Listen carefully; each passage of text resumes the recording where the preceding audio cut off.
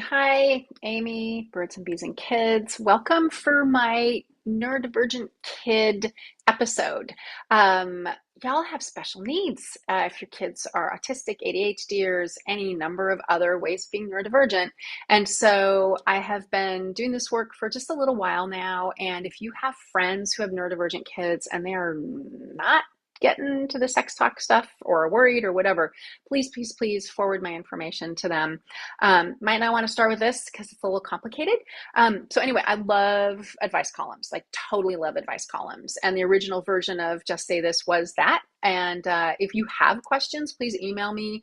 I want to help you and you're going to help other parents. And then also, if you need extra help, I do quickie consultations or half an hour deep dive into whatever you need, and I help you make a plan and figure out resources and that kind of thing. So anyway, here's my neurodivergent kid question. I gotta go find it because I gotta read it. Okay, here we go. I have a 16-year-old daughter with ADHD, sensory processing difference, and she's also on the autism spectrum. I realize now that I'm behind with her, talking with her about sex, bodies, and boundaries. With my older child, I followed your guidance closely, but with my daughter being neurodivergent, I told myself she wasn't ready in the same way. I can now see that this was a misstep. She's very sexually curious and is often flashing us or getting physically and socially inappropriate. I don't want to shame her curiosity, but I do want to guide her clearly and safely, and I'm realizing I need support to do that. Thank you so much. So I actually have a quickie or had a quickie. I cannot remember anything with this mom. So she's gotten the help she needs, or she will, because I can't remember. Um, okay, so yeah, I think that one of the things that happens for parents of neurodivergent kids is that they set aside or put off conversations about sexuality, puberty, consent because they think their kids can't handle it, or they're not ready, or they might not even need it. So depending on, support needs with an autistic kid, it might never be relevant. They may never have a romantic or sexual relationship. Who knows, right? And so one of the other things that happens is there's a myth, or many myths about neurodivergent people and sexuality, which is that they're not capable, they're not interested, and so kind of like this why bother thing. Well, I know that that's just not true. They are human beings. They are sexual. They may or may not have romantic relationships. They are most likely going to have some kind of sexual feelings. They're going to go through puberty. They're going to go through crushing, possibly. And so your best bet is to not do what this mom did, which was wait and make these assumptions about her child. And again, I'm sorry, I might sound shamey, but I just want to say that's not my intention. Our world is full of bullshit when it comes to dealing with neurodivergent kids and families and humans. And so this is one of those bullshit places. So anyway, it just makes me mad. And I know how hard you're working as a parent, but let's help out this mama with her 16-year-old.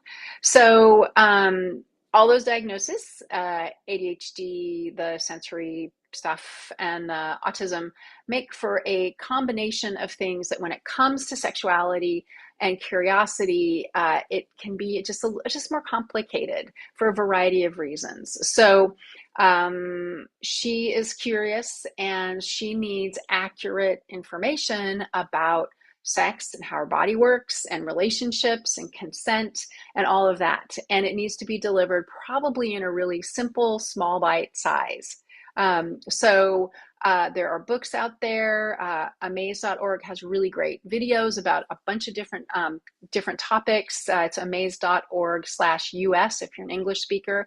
But if you speak any other language, they have them in a bunch of different languages. So I would go there and look for consent and boundaries, right? That seems like a big thing for her right now. Also, just basic sex and relationship stuff too. But that's a tool, right? Having a conversation with her and saying something like, hey, you're really curious about this part of life and I blew it and I'm really sorry. I didn't think you were ready. True. And I was nervous about it, but I can see you're ready. So let's get you some healthy resources so you can learn about your body and sexuality and the feelings you're having and how to have healthy relationships and that kind of thing. Then you shut up. That's it. And then you move on to, in another day or two, you provide some resources and open up that door. The apology is really important because kids lean in when we apologize when we make a mistake, right?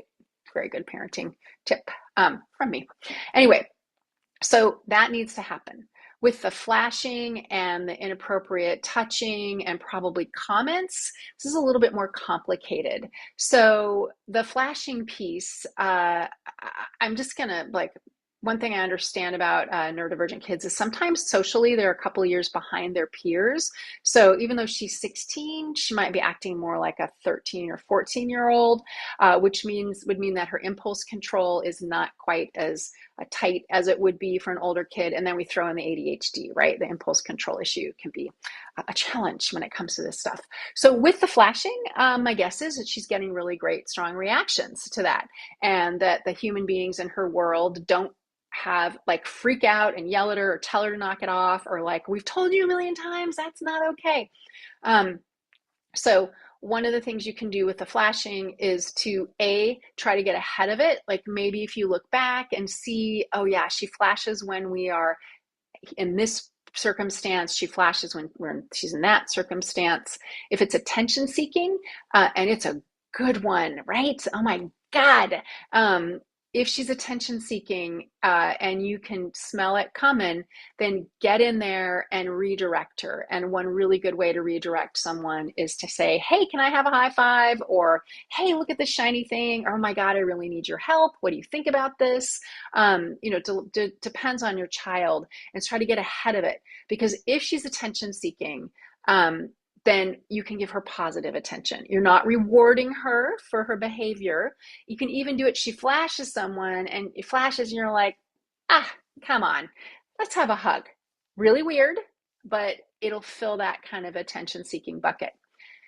If she's flashing at school, if she's flashing when she's out in public, a calm conversation about safety and people feeling uncomfortable, people making decisions about her when she's doing that, might be helpful as well. But you have to be super chill, use really simple words, and not be mad.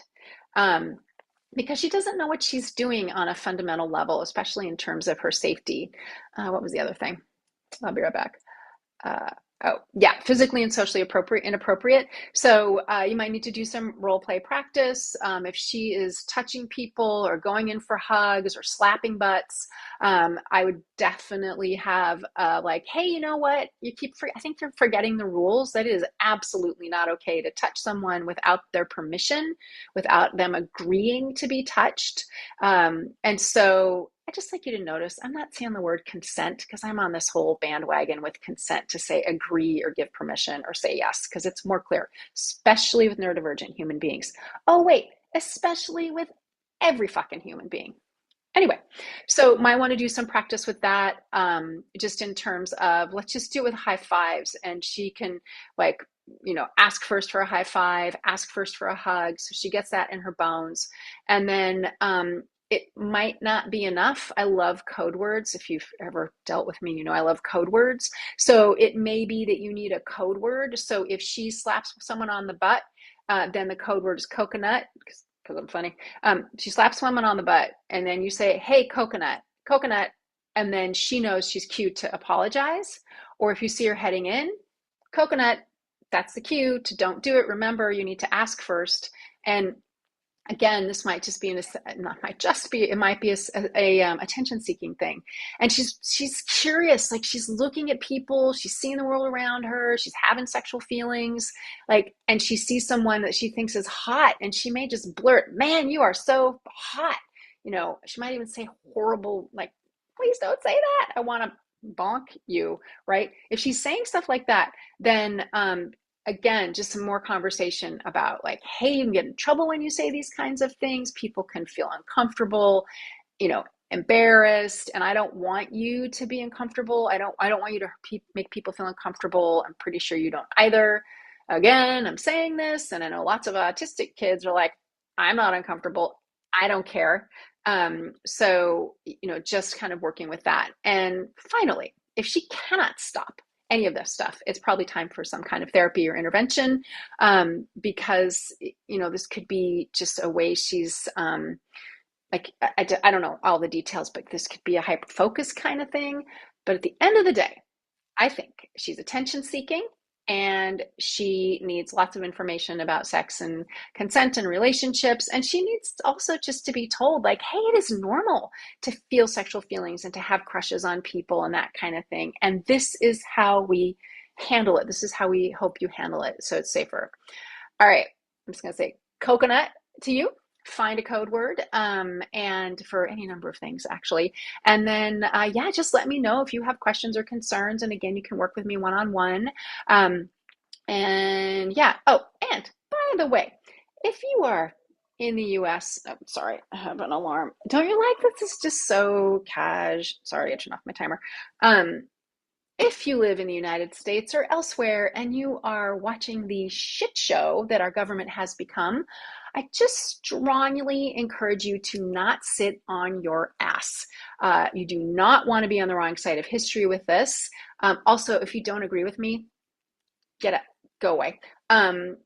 So you can do something as simple as call your senators. Moms Rising has really good, easy resources, and call your senators, even though you know they might be like in Patty Murray and Maria Cantwell, they're going to vote the right way, but calling and saying, get ICE unfunded and fund our healthcare. Like, say that anyway, because they're counting us. Anyway, fingers crossed things get better. But in the long run, you've got this. Like, just pick a tiny thing, show notes, all kinds of fun stuff. And please, please share this. I'm having a lot of fun. I've gotten really good feedback. So share it. I'm not for everyone, but do we care? We want all kids to grow up to be whole, healthy, and happy adults. And this is part of it. All right. I will see you later.